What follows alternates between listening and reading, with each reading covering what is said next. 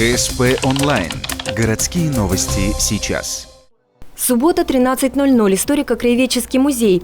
Открытие выставки «Сколько стоит человек?». Здесь представлено творческое наследие бессарабской помещицы, ссыльной, политзаключенной, художницы и писательницы Ефросиньи Кирсновской. 16 тетрадей, 685 рисунков, 1500 рукописных листов. Созданы они спустя десятилетия после ее освобождения из сибирских лагерей. Сказать, что записи уникальны, значит не сказать ничего. Отсутствие художественного вымысла, рассуждения о морали, добре и зле, правда и ничего, кроме правды. Это своеобразная энциклопедия не только гулаговской жизни, но и советской эпохи, насыщенной трагедийными событиями и испытаниями.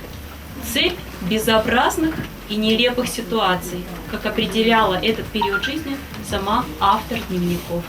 С 2006 года передвижная экспозиция путешествует по разным уголкам России. В Ухту прибыла из Сыктывкара. Основные экспонаты – факсимильные копии тетрадей и фото из семейного архива. Воссоздать атмосферу жизни за колючей проволокой помогают предметы из фондов нескольких ухтинских музеев – историко-краеведческого, переселенцев 20 века, ярикских нефтешахт. Все вместе обеспечивает полное погружение в воспоминания страшных лет ГУЛАГа. Впечатляет даже самых юных посетителей.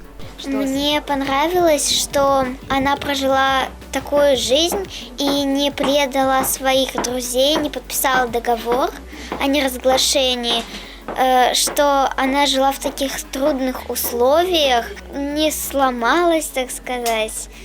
В заключение вернисажа ухтинцам показывают фильм о жизни политзаключенной «Житие». Сама же выставка продлится до конца марта. Любой желающий может не просто прийти посмотреть архивные документы, фото, но и прочесть дневники Ефросиньи Кирсновской, ознакомиться с книгой, изданной по ее воспоминаниям. А это, ни много ни мало, 800 страниц документальной хроники ГУЛАГа.